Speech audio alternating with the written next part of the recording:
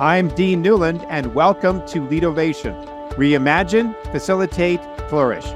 This podcast is dedicated to the art and science of innovative leadership. Through insightful interviews with industry experts, I bring you cutting-edge strategies and experiences of innovative leadership, helping you think differently, act strategically, and achieve remarkable results. Join me as I provide insights and tools that empower you to make smarter decisions, forge meaningful relationships. Welcome to Redefine.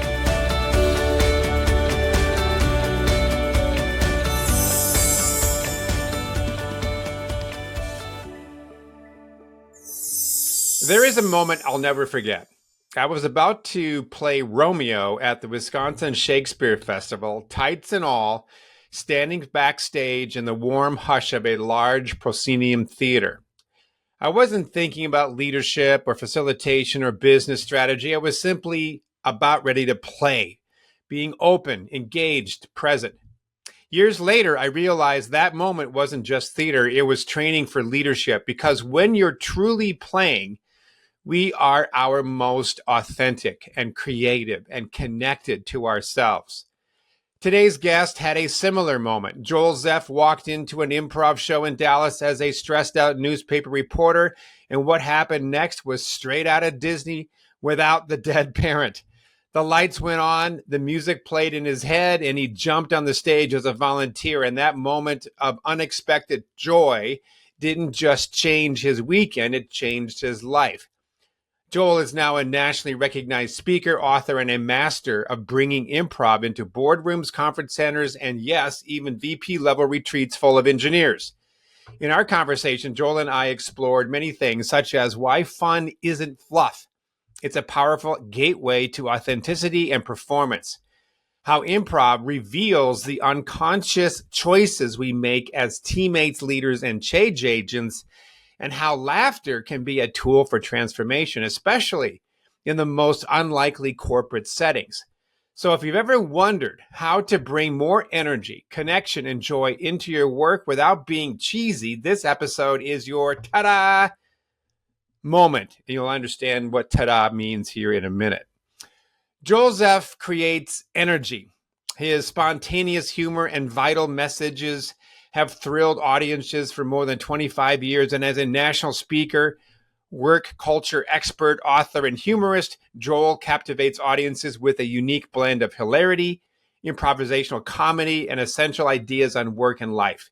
He has shared his experience and insights on collaboration, leadership change, communication, innovation, and fun and passion at more than 2,500 events. His book, Make the Right Choice, Lead with Passion, Elevate Your Team, and Unleash Your Fun at Work, is consistently listed as one of the top work-life balance books on Amazon. He has appeared on CNBC and featured in the Dallas Morning News, Houston Chronicle, the Kansas City Star, and many other media outlets. Without further ado, Joel Zeff on the Redefine podcast. All right, Joel, good to see you, man. Tell me, you started off before we hit the record button, how you got into this wide world of improv and your ability to bring it into the corporate setting, which I think is a great topic, which is really what I was looking forward to. So tell me, how did you get this going? What sparked your interest in maybe improv, but bringing it into what is often kind of a corporate, very stuffy, serious spreadsheet environment? You know, you have these accidental moments and you don't know these moments are happening. But when you reflect, you realize, wow, those were huge moments. And one of them, I moved to Dallas. I was recruited. I was working at the Dallas Times-Herald as a newspaper reporter. I was originally working out of school at a newspaper outside of Detroit. Dallas Times-Herald recruited me to come down to Dallas. And the first weekend, some friends took me to an improv comedy show. And it was like the movies. I always describe it, you know, when you have that key character and the music goes, oh, and the light shines down. It was that moment. And it was stars and birds, animated birds flying around. Was it Disney-esque? Did you see? Yes. Little bunnies running around your feet? except for no parent was killed. my my mama Good. deer did not die. That's And good. so it was, and I volunteered to jump on stage. They had an audience volunteer game, and I just loved it. I didn't know how I was going to do this or where it was going to go. And they said, "Oh, we teach workshops." Immediately, I sign up to take a workshop. And my job at the time, at the Times Herald, was not the best job in the world. It was very stressful and tough. And the paper ended up closing 6 months after I joined. And so I had this respite, this oasis once a week when I took these improv workshops. And it was just these magical moments. And I took another workshop, and fast forward, I auditioned to join the troupe. They had their own theater. And that's when my true love with improv started. Was And the theater a improv theater, or did it use improv as a process for plays that it would be produced? it was an improv. The group was called Ad Libs, and we had our own theater, downtown Dallas, very small theater. And we moved into a little bigger theater. We did 4 shows a week, and then we would do corporate shows, and we didn't get paid very much. And it was just this amazing group of people at this kind of we always describe it as lightning in a bottle, because we all really worked well together, and we complemented each other. We all had different skill sets, and we all loved making people laugh. And so there was this energy, there was inspiration. It was an exciting, and we were all young. It was an exciting, fun time, and I truly loved it. And so how it got to the corporate world was I was working at a PR agency and then an ad agency. And one of my clients was Texas Instruments. And they said, "We know you do improv on the weekends. We're having this executive retreat. Can you do some of those games, play some of those games with us before dinner?" And I would like to make this note, Dean. 1, it was all men. 2, VP level. 3, they were all engineers working for the Texas Instruments notebook computer division. So if you're like, "Oh, what would be the greatest audience for improv and laughter?" You wouldn't have thought that. No, No. this probably wouldn't be the one you would pick. And Unless they were tax accountants. yeah, no, thank goodness there weren't any tax accountants. And what happened was they had a great time. I had a great time. And that's when the light bulb started flickering on. And then eventually you decided to jump ship and create a business that was focused specifically on this. Well, I left the ad agency in 94 to go on my own, but I was mostly focused on writing, communications, other video production. And I would do these workshops here and there. Somebody would ask me, just like anything, if you love something, if you're passionate about it, people take notice. They want to refer you. They want to hire you. They want to pass your name on. And that's what happened. And so, I would do these, one here, one there. And I wasn't getting paid a lot. I mean, sometimes if you gave me a Chili's gift card, I was thrilled. I was like, really? Really? I got $100 in Chili's gift cards? Oh, boy. Oh, good. Yeah. So you do here, one there, one there. And I did a video. I did a demo video. And then I started sending it out, and it just started taking up more and more of my business until it had taken over the entire business. And that's what I turned around. I'm like, oh, I guess I'm a speaker now. Interesting. I love it. So I was just actually in Washington, D.C. this last week, came back last night, and the conversation was talking about culture and how this organization wanted to reclaim some of the joy that was missing from their culture. And I thought about it, and in thinking about your being on the show today, that this sense of fun and the sense of joy, the sense of play is one of those, I think, characteristics that we feel are a part of great cultures. Do you agree? Absolutely. I think you're right on. And I'm concerned that group did not hire me. Sorry, they hired me, dude. Maybe next year. Right. And so, yes, because when we're having fun, we're passionate. We care. On no job application does it say you have to have passion for this job and you have to care about everything. It doesn't say that. There's no Right. requirement there. We want our team members to be passionate. We want them to care, but we can't require it. And so what that fun does is it fills us up with energy. It fulfills us and it gives us that guiding light for what we love and for our passion. Because when we're passionate about something, what happens is that we cared about it. We don't have passion unless we care about something. And we don't care about something unless we have ownership and responsibility. And that's where I think the fun comes in. It brings joy. And improv is all about fun and joy. The whole concept was you're going to play. And if you play, you're going to revert to your true self. You're going to be authentic. And you're going to take away some of the barriers, some of the fears, some of the obstacles. And you're just going to play. And when we play, that's a special place. And we're better as teammates, as leaders, as communicators. It's all about finding that energy, finding that guiding light of play and fun at work. All right. So we were also talking last week, 2 weeks ago. I forget when it was. I had somebody on the show here who was the chief of staff, number 2 person for Tony Hsieh in Zappos. And she had some great stories about how and we all know it. I mean, he also wrote a book called Delivering Happiness. And so it's right down this alley.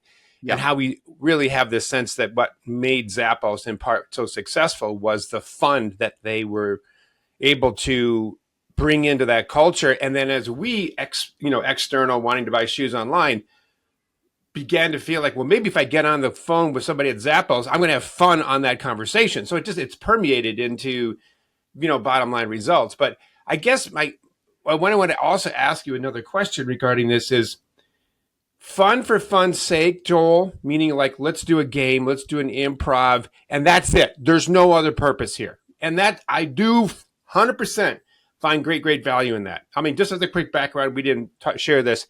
I got my Master of Fine Arts degree in acting at the University of Washington's PATP program years ago. Did a lot of improv, did a lot of theater. I wore the tights. I had the swashbuckling swords. I played the Romeos and not the Juliets, but the Romeos. So this is very near and dear to my heart, right? And this is probably what got me into the work that I'm doing, is because I wanted to bring the theater into corporate work. And it has worked in many, many ways. I don't promote it as a banner, but it happens all the time, where the fun and the engagement and the way we facilitate, the way we bring simulation into facilitations is a big piece of what we do. So back to my question, which is this. Fun for fun's sake, or I should say, and do you also use the games that you bring people through as metaphor? Meaning, oh, by the way, that little thing we just did, ask yourself these questions, AKA, how does this relate to your behavior back at work? And let's talk about that. Do you do any of that sort of work as well? So all the improv games that I use, certainly we want to create fun. We want to create energy. I want the audience to laugh. But that's just the tool to get to the message, because I want to talk about the choices that we make when we play these improv games, when we're our true, authentic self, how we lead, how we work together as a team, how we find success during change and disruption, how we innovate, how we communicate. We're making really important choices. And I want to highlight these choices for the audience as part of my keynote. I'm just using, instead of PowerPoint, instead of some other form, I'm using improv as my communication tool, because when people are laughing and having fun, they're engaged, they're more open to the message, and they're going to retain the message. They're putting this laughter, this awesome memory, with this message about finding success during change, being prepared for change, being open and flexible to change, creating opportunity and positive support, how we help each other be successful, all these key messages. The one other point I want to make is when we talk about fun at work, it's not just about games and let's throw a pizza party. My fun is going to be different than your fun. And there are you got to figure out what is your fun. Fun is making a big sale. Fun is mentoring a team member. Fun is being a great leader. Fun is creating an environment where the team is creative. there's lots of, everything is fun, but sometimes we define fun as, oh, it's always a party or a game. It's always confetti and juggling. And that's fun. I love juggling. I love Right. confetti, but Right. fun is all these other things too. It's about creating the environment of that fun. All right. So I know you wrote a book, right? And I figure you write a book, and I haven't read it yet. I apologize. It's coming up. I'll get it. But there must have been in your desire to write the book a way to teach something about what you do so others can do it. You're basically teaching a person to fish. Right. How do you then teach people to bring fun, not just the pizza parties and the bowling outings and so forth, but how do you teach people to bring fun into a corporate setting whereby the predominant and very strong and sometimes very old culture is counter to that? I think it's just having a mindset. Some of the things I talk about, some of the choices that I talk about that allows improv to be successful. First is creating that positive support, being appreciative, saying thank you. One of the things I say in my keynote is when you go home from work every day, think about all the people you had contact with. And did you give those people that deserved it positive support and appreciation? And if you didn't, then do it tomorrow. So that is creating a foundation for this fun to exist. Another concept is creating opportunity, giving people the opportunity to be creative, to take ownership, to work together as a team. When you create these foundations, people are going to be happy. They're going to be fulfilled and have fun. Another question I like to ask is, what is it that's going to fulfill you and make you happy? It's not more money. We all want more money. That's a given. But what is it that's going to fulfill you? What is it? Do we want a different role, a different responsibility? We want more positive support. We want a mentor. What is it? And when you are truthful and you answer the question, you know what you need to be happy, to have fun. Now, the next step is to go to your manager and say, this is what I need to be happy and fulfilled. And I'm sorry, go ahead. No, I was just curious. I was thinking about language here you being a writer, former journalist, which is kind of interesting, Joel, because that was the profession of my father. I think I'm older than you are, but this whole sort of journalism similarity is interesting on top of the fact of this theater background. Is the language that you're using is interesting, because I'm wondering, is there a difference between feeling fun or being engaged in what is considered fun versus satisfied? Like I am satisfied that I got this done, right? But was it fun? Right. So one could say yes to the first and no to the second. Are you making that distinction, and is it important that we do that? Yeah, because I think it's about being fulfilled, right? And when you're truly fulfilled, not satisfied, like, oh, I got a couple things off my to-do list. I'm talking about fulfilled. I'm happy. I feel rewarded. When I'm on stage and I'm speaking with a client at a keynote, man, that's truly fulfilling and rewarding. And when I walk off stage, the other day, someone came up to me afterwards and said, hey, I laughed so much during your keynote, and I appreciate that. I was like, thank you. That's awesome. I love to hear that. And then she tells me a story about her son made her laugh and had passed away 4 years ago. And oh my God, I'm starting to tear up. And that to me, take my check. I don't care. That's the moment that fulfills me. That's worth more than anything. That's the moment. So we're looking for these moments of fulfillment, of putting ourselves out there and making that happen. And when you say to your manager, this is what I need to be happy here at whatever this company is, and they don't give you that opportunity, they don't give you that positive support, then that's a clue. You're in the wrong place, and that's okay. But now you figured it out. I promise you, someone down the street wants a passionate, energized team member and wants to give you opportunity and positive support. Absolutely.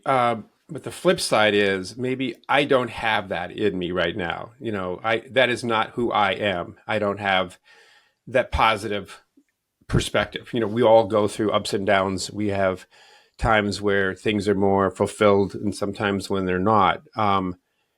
And it also then makes me think about the person who listens to this and go, yeah, well, Dean and Joel, you guys are old theater hounds. I mean, of course, this is going to be easy for you. And you hear people say that one of the biggest fears is to be on stage. And this feels like being on stage, right? I think Jerry Seinfeld says something about that, where, the second most fearful thing is dying, but the first most fearful thing is being on stage. And so you're better off being in the ground than writing your own epitaph, right? And speaking about it. So my point is, how do you help people get engaged in this fun experience, simulations, games, when their first response is, hell no, I'm sitting here and playing with my phone? Well, I want people to be engaged during my keynote, and sometimes they're going to be involved, and sometimes they're going to watch vicariously through their peers and teammates, but I want them to listen and to engage in the message. That's the important thing, right? I don't need everybody to jump on stage and play a game with me. I want people to be engaged, to be entertained, because then they're open to this message. And we're going to talk about these really important choices that are going to help them find that fun. And maybe they've thought about it and maybe they haven't, but have they thought about what is that true opportunity? What's going to fulfill them, and be honest, and then ask their manager? Have they thought about asking the question, how do I help the people around me be successful? That's a key. That's what makes improv work. How do I make the people around me be successful? Answering it and acting on it. Have they asked that question? And not worry about what's in it for me, because what happens when we help people, it comes back tenfold, 100-fold. So I want people to be engaged. I want them to laugh. I want them to have fun.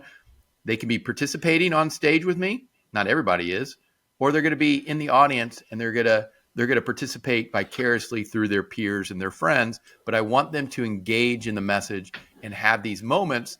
Oh, that was fun. I laughed. He's right. I'm going to think about this choice, and I'm going to use this in my everyday work. And I think that's going to help me deal with change or be more positive and supportive. So you're able to facilitate or identify the choices that are being made by those who are participating in this game facilitation improv as a mirror or a reflection to a choice that one might make around a particular topic, like, I don't know, change management or dealing with conflict. Right. So yeah, that's so it's like, what I'm getting here is that fun seems to be the gateway to the true self, and that through that guide, that portal of fun, or even vicariously being engaged in watching somebody else have fun, we get to examine our true choices around things, and that brings us back to how we apply this or how we might learn from this. Fun and improv is a tool of learning, as a tool of self-discovery. Right. And when I do let's say I'm speaking in a keynote this week, it was 1,000 nurses. I had 8 volunteers join me on stage. I did a couple things with the whole audience, but for the most part, it was these 8 volunteers that joined me on stage. We laughed, we had fun, we played 3 improv games. The audience was entertained, they laughed, they had fun. But I want them to think about these messages. When they're laughing, having fun, what happens? You have this endorphins, you got adrenaline, you're engaged, you're excited, and you want to know, he just took 3 people from the audience, gave them a couple minutes of instruction, and they were creative, they worked together as a team, they took ownership, they were accountable, they listened to each other, they support each other. Isn't that what we want from our teams? And so now they're engaged. Now they're like, well, how did that work? What happened there? And so I'm going to go through these choices, and these choices for the audience are going to go, wow, that's a good point. I'm going to try that. I'm going to try to think about that choice. And I don't want to overwhelm them. I just want to give them a few choices. And that's what the book, Make the Right Choice, Lead with Passion, Elevate Your Team, Unleash the Fun at Work. Available at Amazon, Barnes & Noble, wherever you buy your books, Steve. Thank you very much. You're very welcome. And just click on this link underneath your screen. Click on this link under the webcast. And so each chapter talks about one of those choices. Like we talk about change, we talk about teamwork, we talk about leadership, we talk about communication, we talk about innovation. All these choices, And improv gave me so much. Hmm. And it is just a true love. And when I get to share what improv gave me and I get to share what improv taught me, that to me again is fulfilling and rewarding, not just as a part of a keynote, but on a podcast, in the book. And the book is also, I want it to be engaging. I wanted people to laugh and have fun. I sell funny stories about setting up conference calls or funny stories that happen to me at various events. And I want them to kind of see themselves in some of these stories. And then we talk about these messages and these choices, and hopefully we'll help them create their own fun. That's great. One of the things that sort of got us off the ground many, many years ago, we were just a small little company out of Seattle, Washington, trying to, get ourselves really established. Was that we ran into, in a sense, a piece of improv through what's called the Challenger Learning Center. And there was about 50 of them across the country at the time. It was basically a multi-million-dollar mock-up of mission control in a spacecraft back in the late 90s. It was a long time ago.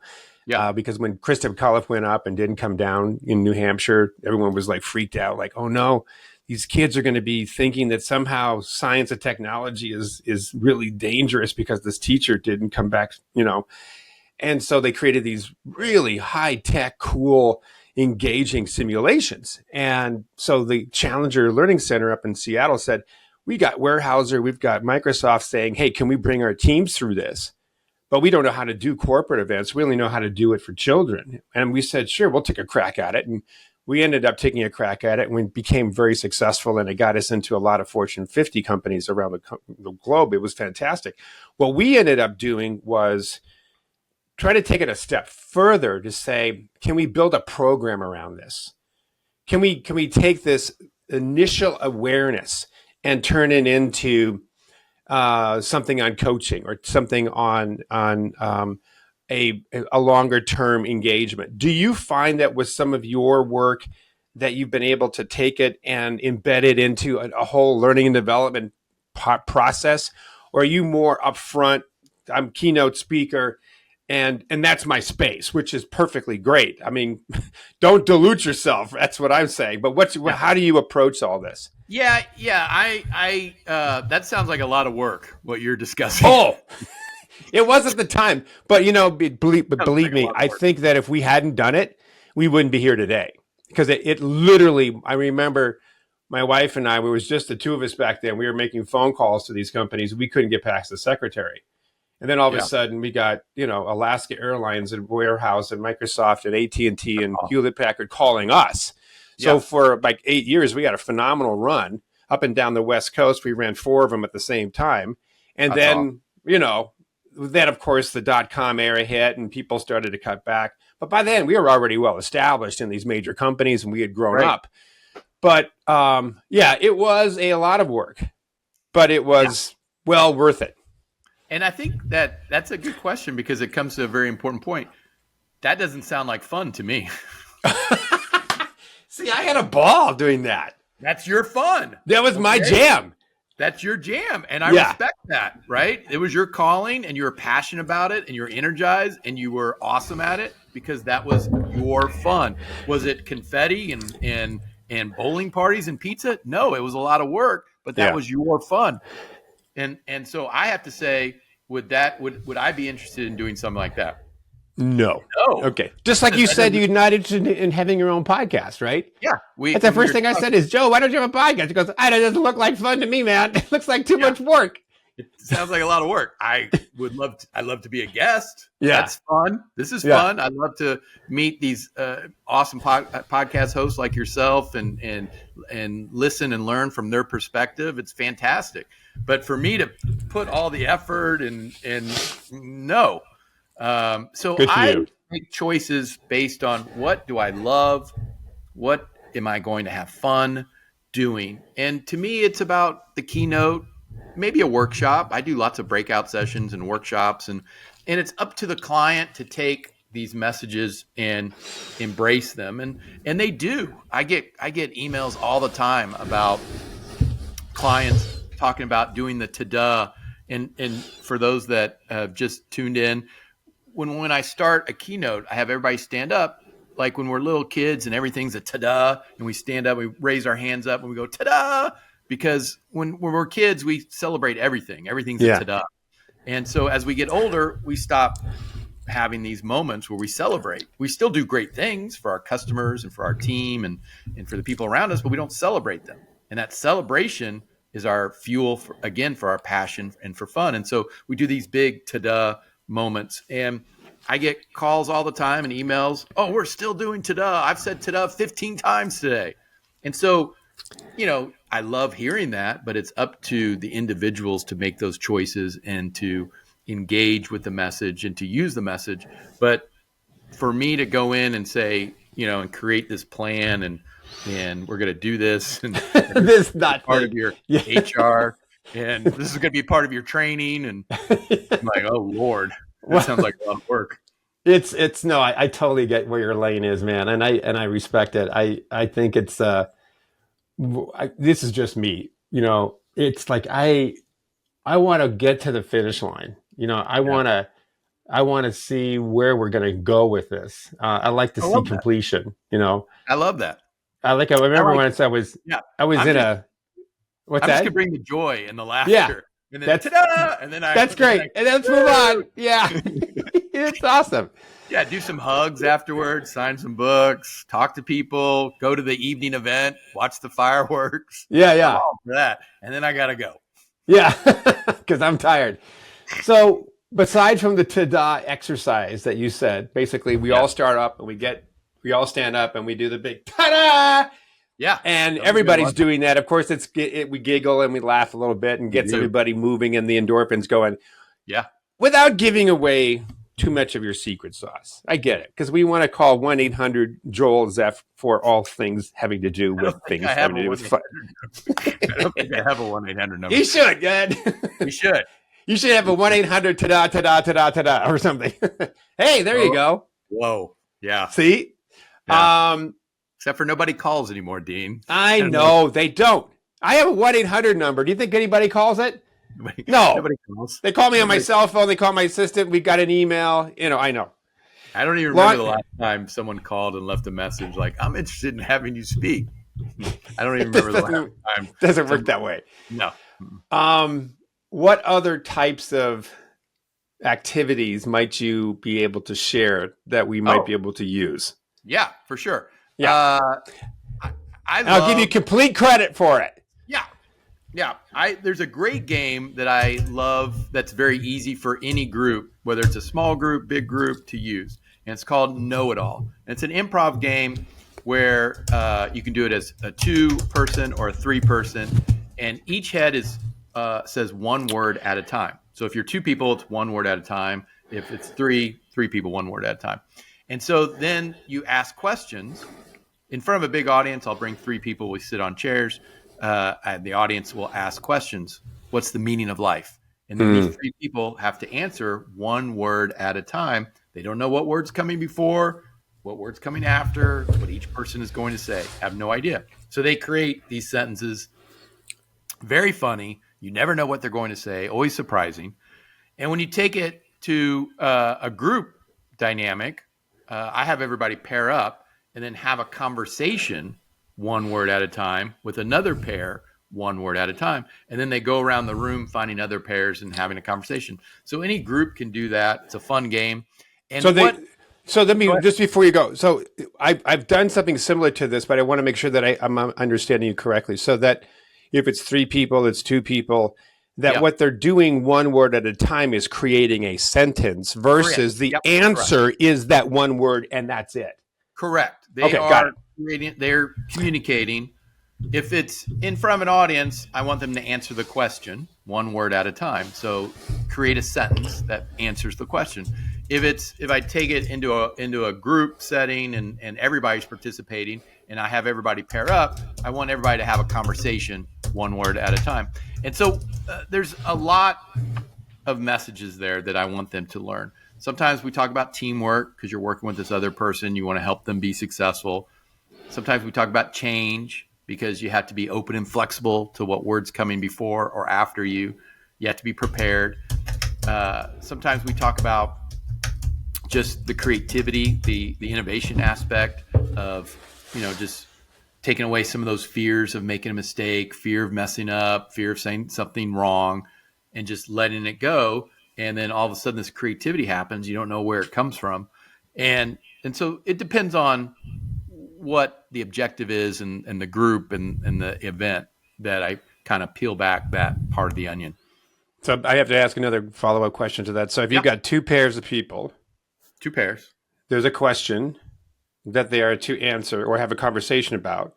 Yeah. If I've got me and somebody else and you and somebody else, let's say me and somebody else starts this. Yep. Is it we answer that question first, the two of us back and forth, and the other pair simply listens, and then they answer the same question back and forth? Right. Or does it become almost a free-for-all of four of us trying to create a whole sentence one word at a time? No, that would be chaos. And so, but and not fun. There's nothing wrong with chaos. Oh, chaos is awesome. And so one group starts, and they might ask a question: "How are you doing today?" And then the other pair, they might answer. Oh, they ask a question. Yeah, we are very hungry. Nobody fed us breakfast. Where do you want to eat? I want an omelet. Do you like cheese in your omelet? I love feta. So it's just going back and forth, having a conversation. And sometimes it takes a minute. I want people, improv is sometimes messy. I want you to make a mistake. That's part of improv. And we're learning by playing. So what have we done? We've taken away some of the fears and we've taken away some of the obstacles.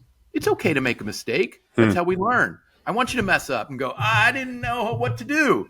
And then let's kind of regroup, try it again, think about some of the choices that we made and move forward. But we're not going to nobody cares if you made a mistake. And frankly, when you do make a mistake in this game, what happens is everybody else just giggles and laughs. Right.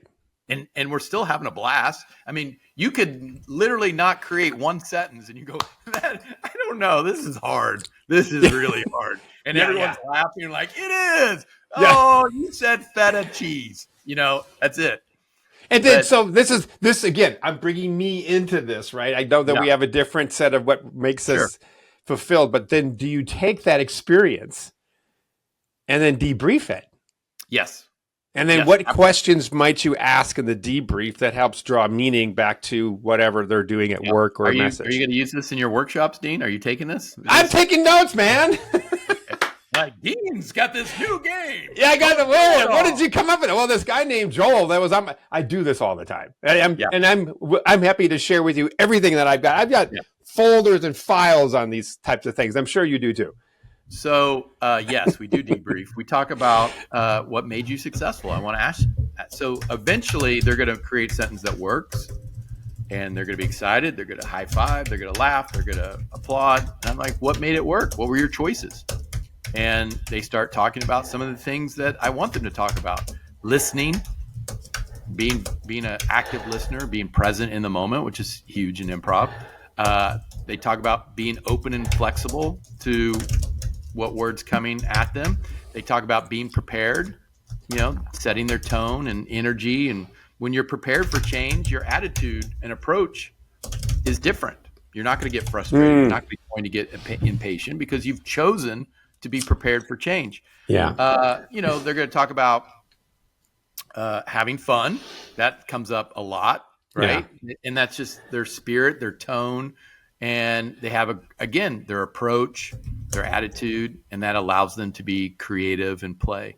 Improv was created in the 1930s, early 40s by a woman named Viola Spolin.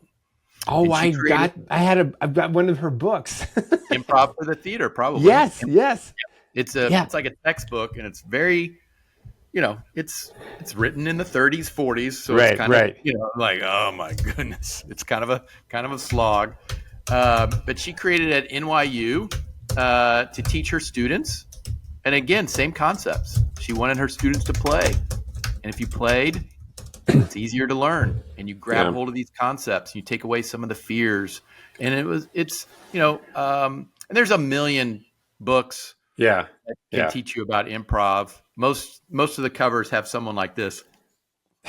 So you know, you're Yeah. like, oh yeah, that's the I'm one going I to take need. that guy seriously. Right. Yeah, I don't know why. If you do improv, you have to take a photo like this. Yeah. I I, know. it's one of my all-time pet peeves. It's like I bet. speakers.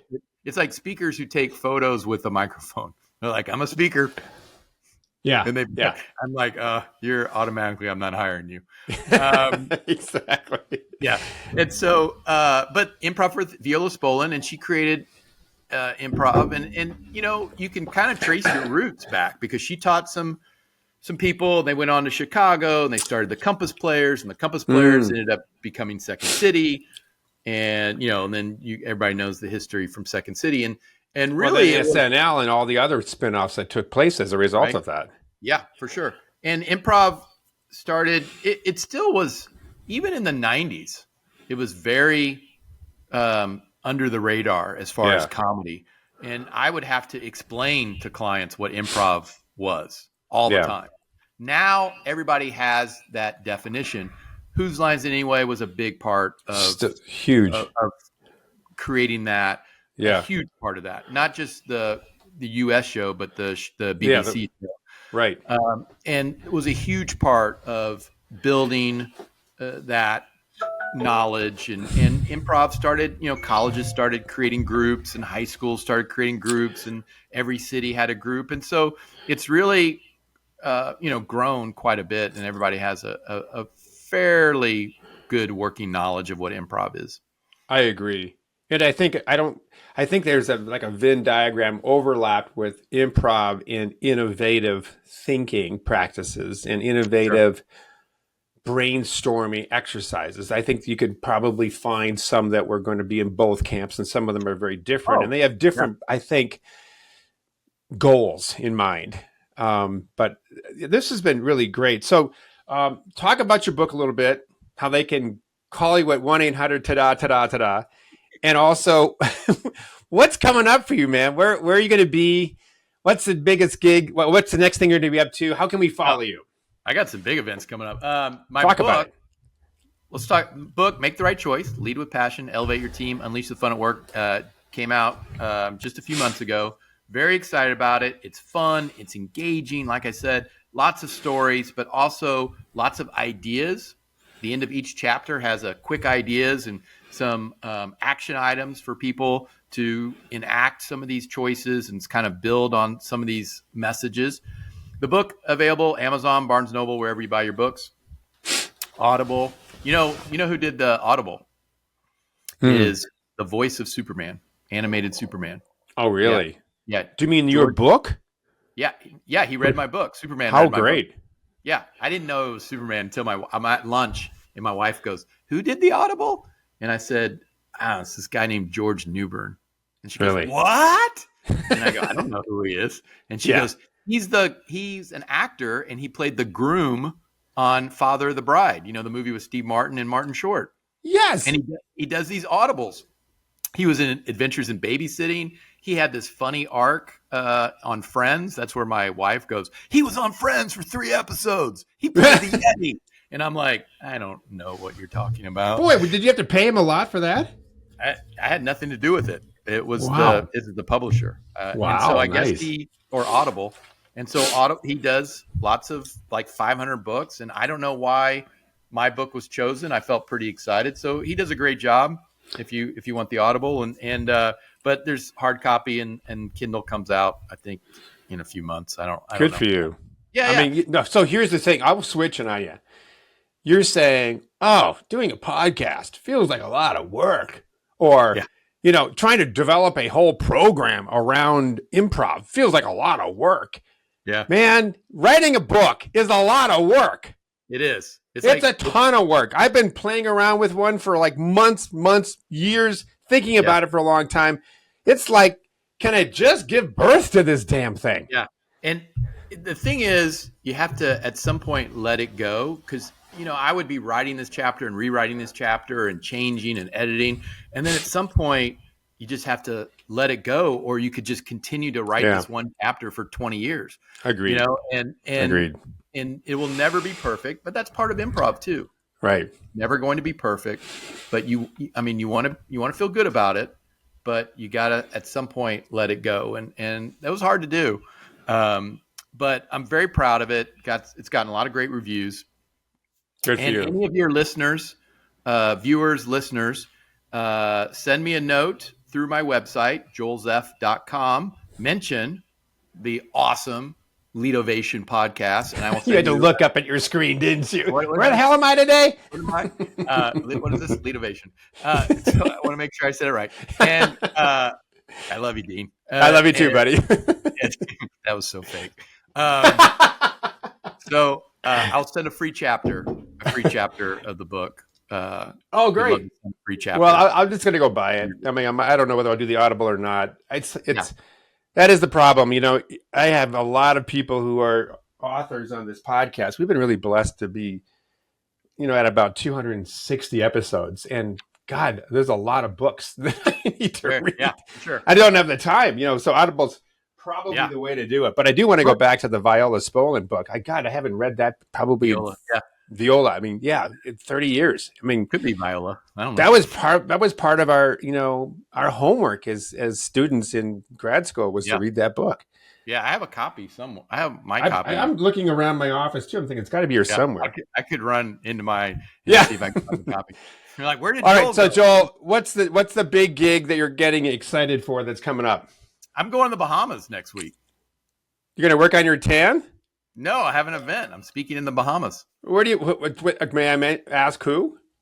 It is a property management client, multifamily property management client. I don't know if I'm supposed to say. Well. We actually have a construction company, and one of their divisions is property management. I did a facilitation with them a few weeks ago. A small world. Yeah, I have a nice little niche, and that I've done a lot of property management, student living, multifamily, and it's been fantastic. I didn't plan for it, but I love their energy. I love the passion for what they do, and it's exciting. I mean, this week I was with nurses. Last week I was with HR people. I have an event next week, not just the property management, but then I have another event with convenience store executives. I love learning about different industries, learning about their culture, learning about what they do, why they're passionate about it. I know a little bit about a lot of different industries, as I'm sure you do too, Dean. Yeah. I mean, I've done 2,500 events, every type of industries you don't even know exist. And you're like, really? That's a job? Yeah. You know, one time I did an association. I don't remember what the letters were. And because there was like 10 letters in their association name. It was like an acronym. And basically what these people did was they worked at hospitals, usually in the basement, and they cleaned surgical instruments to reuse them. Yeah, I know what you mean. And there's an association for that. And there's 1,000 of them. And you're, first of all, had no idea that we clean surgical instruments. The National Association for Hospital Basement Dweller Surgical Instrument Cleaning Technician. Had no idea that was a job. Yeah. Had no idea that we do that there's an association for it. And so it's fascinating. It's just amazing to learn, you know, how do they decide they want to go into this industry and what makes them excited about it? And, you know, I could go through a list of different groups and it's pretty awesome how people find their way to these different jobs and then they become passionate about it and jobs that you don't even know exist. And, Truly. And it's just, it's exciting for me to learn and to be around them. It inspires me. It energizes me. And you get plopped into their family for a short period of time. You sit down, you break bread, you talk about their families and you with them and all that kind of stuff. And then boom, you're off to the next one. Yeah. It's very nomadic. Yeah. And luckily social media, you get to connect and it helps connect. And sometimes some of these clients I do, after I keynote, they bring me back as the MC. And when you MC, you really connect. You become like the mayor of this this event, especially if you do multiple years. And so it's, you know, it's very special. And there's a jewelers association. I've been their MC for 8 years. I was texting a friend of mine that I met through that yesterday, buying a necklace for my daughter's graduation. And so you make those connections, and it's very fulfilling when you make those connections. It's great. Joel, I hope our paths cross. You've just been a lot of fun. Dean, when you come to Dallas, we're going to dinner. All right. Well, when you come up to Bend or Phoenix, either one. Wait, there's two choices. Phoenix. Our company's based in Phoenix. We lived there for years and years. We based on total just lifestyle desire, 4 seasons, get me closer to skiing kind of thing. Decided to move up to Bend, Oregon. So I bounce back and forth. I travel a lot. Yeah. It's a little bit on the high side where, I miss my wife, but we're bringing her on more of those trips. But back and forth, if you're ever down in Phoenix, let me know. Oh, I will. I just saw an article about the last Blockbuster being in Bend, Oregon. It is literally about 2 miles from here. Yeah, moments before I got on this podcast, there was something on my LinkedIn that a group of people stopped by the Blockbuster at Bend, Oregon. And think about then going back to your book title, Choices. Yeah. And the choices that Blockbuster didn't make to purchase Netflix. It's just, what? Yeah. Now there's one left. And it's more of a museum. It's a novelty. It's like, hey, let's go to Bend. Let's get some beer. Let's go hiking. And let's go see Blockbusters. That is definitely on my list. That's totally. Yeah. Well, Joel, it's great to talk to you. Let's stay in touch. And we'll just keep this conversation going on LinkedIn. I appreciate it, Dean. Thank you for the opportunity, and look forward to working together in the future. Sounds good. Thank you for listening to Leadovation with Dean Newlund. If you enjoyed the show, please subscribe, rate, and review on Apple Podcasts, Spotify, or wherever you get your podcasts. If you'd like to learn more about Dean or Mission Facilitators Leadership, go to mfileadership.com. That's mfileadership.com, or check the show notes. Reimagine, facilitate, flourish. Transform your leadership success with Leadovation.